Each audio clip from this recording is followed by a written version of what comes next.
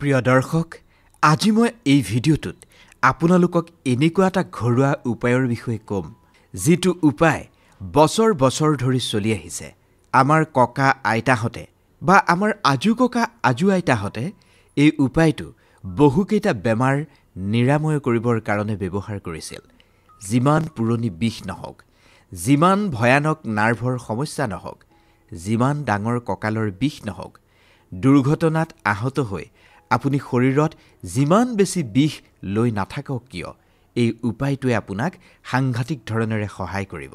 এই উপায়টো সেইসকলৰ বাবে আটাইতকৈ বেছি চমৎকাৰী হ'ব, যিসকলে বহু দিনৰে পৰা নাৰ্ভৰ সমস্যাত ভুগি আহিছে, যিসকলে বহু দিনৰে পৰা কঁকালৰ বিষত ভুগি আহিছে, উঠা বহা কৰাৰ সময়ত যিসকলে সাংঘাতিক ধৰণেৰে বিষ অনুভৱ কৰে, তেওঁলোকৰ বাবে এই ভিডিঅ'টো খুবেই গুৰুত্বপূৰ্ণ। দুটা ষ্টেপ বগালে যিসকলৰ ভয়ংকৰ সমস্যা হয়, যাৰ গাঁঠিৰ বিষ হয়, যাৰ শ্লিপ ডিস্কৰ কাৰণে খোজ কঢ়াত সমস্যা হয়, এই সকলোবোৰ সমস্যাৰ কাৰণে এই ঘৰুৱা উপায়টো হ'ব বৰদানৰ সমান। এই ঘৰুৱা উপায়টোৱে আপোনাৰ শৰীৰটোক এনেধৰণেৰে আৰাম দিব, যিটো আপুনি কল্পনাও কৰিব নোৱাৰে। বহু ঔষধ খোৱাৰ পিছতো যদি আপুনি আপোনাৰ শৰীৰটো ঠিক কৰিব পৰা নাই, আমি উল্লেখ কৰা সমস্যাবোৰৰ সৈতে যুঁজি আছে, তেন্তে আজি এই ভিডিঅ'টো আপুনি শেষলৈকে চাব, মন দি চাব। যেনেকুৱা ধৰণৰ পুৰণি বিষ নহওক, সেই সকলো বিষ এই উপায়টোৱে আজি নোহোৱা কৰি পেলাব। সকলোতকৈ ভাল খবৰটো হৈছে, এই উপায়টোত কোনো ধৰণৰ কেমিকেল বা ভেজাল বস্তু আপুনি মিশ্ৰণ কৰিব নালাগে। এই উপায়টো কৰিবৰ কাৰণে আপোনাৰ বহুত বেছি টকা পইচাৰো প্ৰয়োজন নহয়। ঘৰতেই এটকাও খৰচ নকৰাকৈ আপুনি এই উপায়টো কৰিব পাৰে। এই উপায়টোৰ কাৰণে প্ৰথমে আপোনাক লাগিব একেবাৰে ঘৰুৱা বিশুদ্ধ মিঠাতেল। কোনোবা মিঠাতেলৰ ঘানিলৈ গৈ চকুৰ সন্মুখত 1 লিটাৰ মিঠাতেল পেৰি আপুনি লৈ আহক। এই মিঠাতেলে আপোনাক সাংঘাতিক ধৰণেৰে সহায় কৰিব। এই মিঠাতেলৰ চমৎকাৰিতাৰ বিষয়ে জানিলে আপোনাৰো চকু কপালত উঠিব।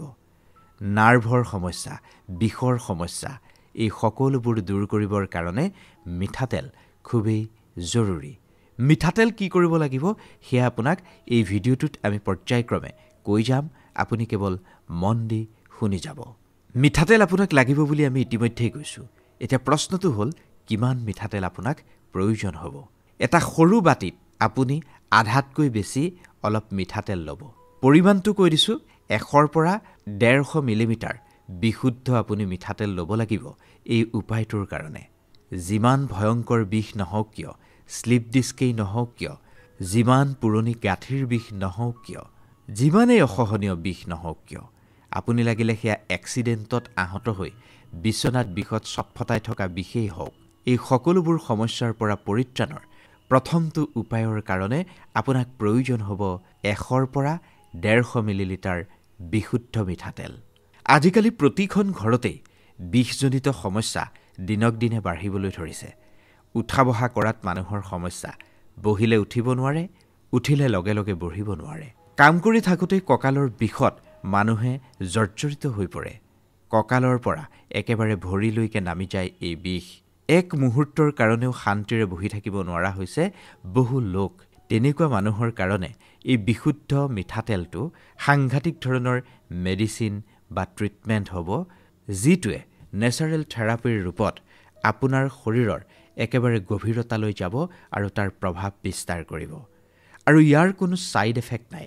এতিয়া আপোনাক এই উপায়টোৰ কাৰণে দ্বিতীয় বস্তুটোৰ প্ৰয়োজন হ'ব, সেয়া হৈছে নহৰু।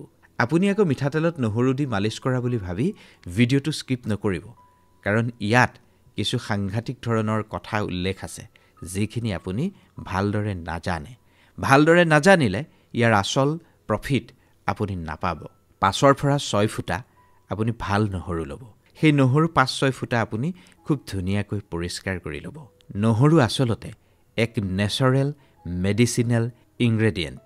এই নহৰুৰ ভিতৰত বিভিন্ন ধৰণৰ হেল্থ বেনিফিট আছে। এই নহৰুৱে মানুহৰ নাৰ্ভ শক্তিশালী কৰে। মাংসপেশীত হোৱা দুৰ্বলতা বা ভাগৰুৱা ভাৱটো এই নহৰুৱে দূৰ কৰে। গাঁঠিৰ যিবোৰ হাড় আছে, সেই হাড় নহৰুৱে মজবুত কৰে আৰু গোটেই শৰীৰত মানুহৰ যিটো ব্লাড ফ্ল' থাকে, সেইটো সঠিক কৰাত ই সহায় কৰে। শৰীৰটো একেবাৰে সতেজ শক্তিবান কৰি তোলাত এই নহৰুৰ সাংঘাতিক ধৰণৰ ভূমিকা আছে। নহৰু নিয়মিতভাৱে যদি আপুনি ব্যৱহাৰ কৰে তেন্তে আপোনাৰ নাৰ্ভ শক্তিশালী হোৱাৰ লগতে মাছলছত আপোনাৰ ষ্ট্ৰেংথ আহিব আৰু আপোনাৰ হাড়বোৰো যথেষ্ট শক্তিশালী হ'ব।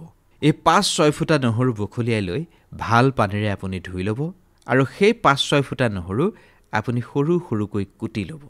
সেই নহৰু কেইফুটা অকণমান কুটি লোৱাৰ পিছতো মোহাৰিব যাতে তাৰ আচল গোন্ধটো ওলায়।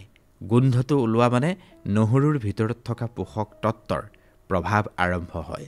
এতিয়া সেই কুটি লোৱা নহৰু 5 বা 6 ফুটা আপুনি সেই বিশুদ্ধ মিঠাতেলখিনিত দি দিয়ক।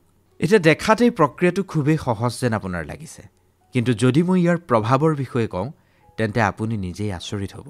এই নহৰু যে আপোনাক সেই বিশুদ্ধ মিঠাতেলখিনিত দিবলৈ ক'লোঁ, এই নহৰু আৰু মিঠাতেলৰ মিশ্ৰণৰ গুণ ইমান বেছি চমৎকাৰী যিটো মেডিচিনতকৈ বহু ওপৰত। নাৰ্ভৰ বিষ, গাঁঠিৰ বিষ, শৰীৰৰ অভ্যন্তৰৰ দুৰ্বলতা এই সকলোবোৰ দূৰ কৰে এই নহৰু আৰু মিঠাতেলে। আমাৰ শৰীৰত যিটো স্থানতে হাড়দিবোৰ জোৰা লাগিছে সেই জোৰাবোৰত এটা লিকুইড জাতীয় পদাৰ্থ থাকে যাতে সেই গাঁঠিৰ জোৰাবোৰ ঘঁহনি খালে আপোনাৰ বিষ অনুভৱ নহয়। কিন্তু মানুহৰ যেতিয়া বয়স বাঢ়ি যায়, বেড লাইফষ্টাইল, পোষক তত্ত্বৰে ভৰপূৰ আহাৰ যেতিয়া মানুহে কমকৈ খোৱা হয় আৰু বিভিন্ন ধৰণৰ শাৰীৰিক ষ্ট্ৰেছ যেতিয়া মানুহৰ বাঢ়ি যায়, তেতিয়া লাহে লাহে সেই বিজলুৱা বা জুলীয়া পদাৰ্থটো শুকাবলৈ আৰম্ভ কৰে। যেতিয়া সেইটো শুকাই যায় তেতিয়া দুয়োডাল হাড়ৰ মাজত যিটো হাড়ৰ জইণ্ট থাকে সেই জইণ্টটোত ঘঁহনি খায় আৰু মানুহৰ প্ৰচণ্ড বিষ অনুভৱ হয়, যাৰ ফলত মানুহে উঠা বহা কৰিব নোৱাৰে, খোজ কাঢ়িব নোৱাৰে। কিন্তু যেতিয়া আমি এই নহৰু আৰু মিঠাতেলৰ মিশ্ৰণ শৰীৰটোত লগাম তেতিয়াহ'লে এই তেলখিনিয়ে আমাক সেই বিষৰ পৰা লগে লগে আৰাম দিব।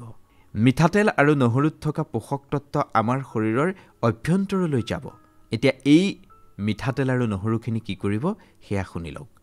মিশ্ৰণ যেতিয়া হৈ যাব, মানে বিশুদ্ধ মিঠাতেলত যেতিয়া নহৰুখিনি দি দিব, আধা ঘণ্টালৈ এটা পৰিষ্কাৰ বাচনেৰে সেইখিনি ঢাকি ৰাখক যাতে নহৰুত থকা আটাইবোৰ ঔষধীয় তত্ত্ব সম্পূৰ্ণ ৰূপত মিঠাতেলখিনিৰ সৈতে মিলি যায়। এই আধা ঘণ্টাৰ ভিতৰত আমি দ্বিতীয়টো বস্তু সাজু কৰি ল'ব লাগিব। এই দ্বিতীয়টো বস্তুৱে আৰু বেছি প্ৰভাৱ বিস্তাৰ কৰিব আপোনাৰ শৰীৰত আৰু আপোনাৰ শৰীৰৰ যিবোৰ বিষ আছে এই বিষবোৰ সোনকালেই নোহোৱা কৰিব। সেই দ্বিতীয় উপায়টোৰ কাৰণে আপোনাক প্ৰয়োজন হ'ব কেইটামান সতেজ ছজিনাৰ পাত। ছজিনা আমি খাওঁ, পাচলিৰ আটাইতকৈ আভিজাত্য পাচলি বুলি এই ছজিনা কোৱা হয়। ছজিনাৰ সাংঘাতিক ঔষধি গুণ আছে, কিন্তু ছজিনা পাততো যে সাংঘাতিক ঔষধীয় গুণ আছে সেই কথা আপুনি কেতিয়াবা ভাবিছে জানো? আজি আপোনাক কৈ আছোঁ। ছজিনা পাতক ইংৰাজীত ড্ৰামষ্টিক বুলি কোৱা হয়। ভাৰতৰ গাঁওবোৰত এই ছজিনা খুব সহজতে উপলব্ধ। ছজিনা বহুতে মাছৰ লগতো খায়, ছজিনা সৰিয়হৰ সৈতে চৰচৰি বনায়ো বহুতেই খায়, কিন্তু পাতটোক আমি অৱহেলা কৰোঁ। সেইবাবে আজি আমি ছজিনাৰ একেবাৰে সতেজ পাতকেইটাৰ বিষয়েহে এই ভিডিঅ'টোত আলোচনা কৰিবলৈ লৈছোঁ। আয়ুৰ্বেদৰ অনুসৰি ছজিনা পাতে মানুহৰ নাৰ্ভৰ ব্লকেজ পৰ্যন্ত খুলি দিয়ে। মানুহৰ গাঁঠিৰ যিবোৰ বিষ আছে এইবোৰ নোহোৱা কৰি মানুহৰ হাড় একেবাৰে মজবুত কৰে। স্লিপ ডিস্ক, গাঁঠিৰ যিকোনো ধৰণৰ বিষ নোহোৱা কৰাত এই ছজিনা পাতে সহায় কৰে। এতিয়া আপুনি কি কৰিব লাগিব? ছজিনাৰ কেইটামান সতেজ পৰিষ্কাৰ পাত লওক, একমুঠি পাত লওক। এবাৰ ব্যৱহাৰৰ কাৰণে 25 পৰা 30 গ্ৰাম আপোনাক ছজিনা পাতৰ প্ৰয়োজন হ'ব। এইখিনিয়ে আপোনাৰ কাৰণে পৰ্যাপ্ত। ক'বলৈ পাহৰিছিলোঁ, এই ছজিনা পাতে যিকোনো ধৰণৰ বিষটো নোহোৱা কৰেই, মানুহৰ দৃষ্টিশক্তি, দাঁতৰ সমস্যা, বডিৰ ফেটছ নোহোৱা কৰাৰ লগতে মানুহৰ ইমিউনিটি বঢ়ায়, অৰ্থাৎ দুচকুৰ দুৰ্বলতা নোহোৱা কৰে, দাঁতৰ সমস্যা নোহোৱা কৰে, বডিৰ ফেটছ নোহোৱা কৰে, ৰোগ প্ৰতিৰোধ ক্ষমতা বৃদ্ধি কৰে। এতিয়া এই যে 25 পৰা 30 গ্ৰামমান মানে এমুঠিমান যে আপুনি সতেজ ছজিনা পাত ল'লে, সেইখিনি পৰিষ্কাৰ পানীৰে ধুই পেলাওক যাতে সেই পাতখিনিৰ ওপৰত লাগি থকা লেতেৰাখিনি পৰিষ্কাৰ হয়। যদি পৰিষ্কাৰ ভালদৰে নহয় তেন্তে উপকাৰতকৈ অপকাৰ কিন্তু বেছিকৈ হ'ব। সেইকাৰণে সদায় পৰিষ্কাৰ পানীৰে ধুই ল'ব। এই উপায়টো আপুনি খুব ভালদৰে শুনিব, কাৰণ ভুলকৈ আপুনি কৰিলে তাৰ ভাল ফল আপুনি নাপাব। এই উপায়টো সম্পূৰ্ণ সুৰক্ষিত, প্ৰভাৱশালী আৰু স্বাস্থ্যৰ কাৰণে সাংঘাতিক ধৰণৰ লাভদায়ক। যিসকল লোকৰ পেটত গেছ বেছিকৈ হয়, কিবা এটা খালেই পেটটো ফুলি যায়, দীঘলীয়া সময় ধৰি কোষ্ঠকাঠিন্যৰ বা কনষ্টিপেশ্যনৰ সমস্যাত যিসকল ভুগি আছে, বা উঠা বহা কৰোঁতে যিসকলে অসহনীয় বিষ অনুভৱ কৰে, তেওঁলোকৰ কাৰণে এই ছজিনা পাত হৈছে সাংঘাতিক ধৰণৰ প্ৰাকৃতিকভাৱে প্ৰস্তুত কৰা এটা ঘৰুৱা উপায়। এয়া প্ৰাকৃতিক বৰদান বুলি ক'লেও ভুল কোৱা নহ'ব। এতিয়া আপুনি পাকঘৰৰ পৰা এটা সৰু মধ্যমীয়া আকাৰৰ বাচন লৈ আহক, ষ্টীলৰ বাচন লৈ আহক। সেই বাচনটো আপুনি এতিয়া গেছৰ চৌকাৰ ওপৰত ৰাখি দিয়ক আৰু সেই বাচনটোত আপুনি প্ৰায় 1.5 গিলাচ পানী ঢালি দিয়ক। 300 পৰা 350 মিলিলিটাৰ বিশুদ্ধ পানী আপুনি সেই বাচনটোত ঢালি দিয়ক। তাৰপিছত সেই বাচনটোত সেই যি মুঠি ছজিনা পাত আপুনি পানীৰে ধুই পৰিষ্কাৰ কৰি থৈছিল, সেই পাতখিনি দি দিয়ক। এতিয়া গেছৰ ফ্লেমটো আপুনি বহুত বেছিকৈও নিদিব, বহুত কমায়ো নিদিব। মধ্যমীয়া আকাৰত গেছটো জ্বলাই ৰাখক আৰু সেই পানীখিনি 5 পৰা 7 মিনিট আপুনি উতলাই দিয়ক, যাতে ছজিনা পাতৰ ভিতৰত থকা সেই ঔষধীয় গুণবোৰ সেই পানীখিনিৰ সৈতে মিহলি হৈ যায়। 5 পৰা 7 মিনিট উতলোৱাৰ পিছত আপুনি পানীখিনি চাব, পানীখিনিৰ ৰং একেবাৰে সলনি হৈ গৈছে। পানীখিনিৰ ৰং যেতিয়া সলনি হ'ব, সেই কথাটোৱে কি সংকেত প্ৰদান কৰে জানে? সেই ছজিনা পাতৰ সম্পূৰ্ণ প্ৰাকৃতিক শক্তি সেই পানীখিনিৰ সৈতে মিহলি হৈ গৈছে। যেতিয়া পানীৰ ৰংটো সলনি হৈ যাব, তেতিয়া আপুনি গেছটো বন্ধ কৰি দিব। তাৰপিছত সেই পানীখিনি আপুনি এখন পৰিষ্কাৰ চেকনিৰে চাকি পেলাওক। এটাই চাব, সেই ছজিনা পাতৰ যাতে টুকুৰা এটাও সেই পানীখিনিত নাযায়। প্ৰথমতে যে আপুনি 1.5 গিলাচ পানী ঢালিছিল বাচনটোত, উতলোৱাৰ পিছত সেয়া প্ৰায় 1 গিলাচৰ সমান হৈ গ'ল। যিমানখিনি থাকিব, সেই সিমানখিনি পানী আপুনি ঔষধৰ ৰূপত সেৱন কৰিব লাগিব। দ্বিতীয়টো ঘৰুৱা উপায়ো কোনো ধৰণৰ জটিল প্ৰক্ৰিয়া অবিহনে টকা পইচা খৰচ নকৰাকৈ আপোনাৰ তৈয়াৰ হৈ গৈছে। এতিয়া আপোনাৰ চাগে নিশ্চয় মনত আছে, আমি প্ৰথমটো উপায়ত 100 পৰা 150 মিলিলিটাৰ বিশুদ্ধ মিঠাতেল লৈছিলোঁ আৰু 5 পৰা 6 ফুটা নহৰু লৈছিলোঁ। এই ছজিনা পাতৰ পানীখিনি খোৱালৈ সেই মিশ্ৰণটো সম্পূৰ্ণ প্ৰস্তুত হৈ গৈছে আৰু নহৰুত থকা গোটেই প্ৰাকৃতিক ঔষধীয় গুণ সেই মিঠাতেলখিনিৰ সৈতে মিক্স হৈছে। এই মিঠাতেলখিনি এতিয়া সাংঘাতিক শক্তিশালী হৈ পৰিছে। এতিয়া আমি আটাইতকৈ প্ৰয়োজনীয় কথাটো বুজিবলৈ চেষ্টা কৰিম। এই দুয়োটা উপায় আমি ব্যৱহাৰ কেনেকৈ কৰিম, কোন সময়ত আমি এইখিনি কৰিব পাৰিম, কোন সময়ত কৰিলে আমাৰ শৰীৰটোৰ মাত্ৰাধিক লাভ হ'ব। প্ৰথমে আপোনাক এই ছজিনা পাতখিনিৰ কথা কৈছোঁ।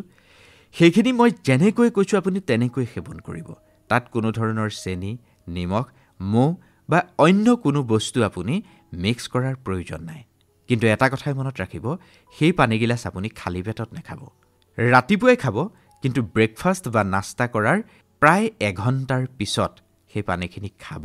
সেই পানীখিনি এনেকুৱা এটা সময়ত খাব লাগে, যিটো সময়ত পেটটো সামান্য ভৰি থাকে, যাতে সেই পানীখিনি খোৱাৰ লগে লগে তাত থকা পোষক তত্ত্ব শৰীৰৰ সকলো স্থানলৈকে যাব পাৰে। এই ছজিনা পাতৰ পানী আপুনি প্ৰতিদিনেই খাব পাৰে। যদি আপুনি এই পানীখিনি ধাৰাবাহিকভাৱে 30 পৰা 35 দিনলৈ খাব পাৰে, তেন্তে আপুনি নিজেই অনুভৱ কৰিব আপোনাৰ কিমান সমস্যা নোহোৱা হৈ গৈছে।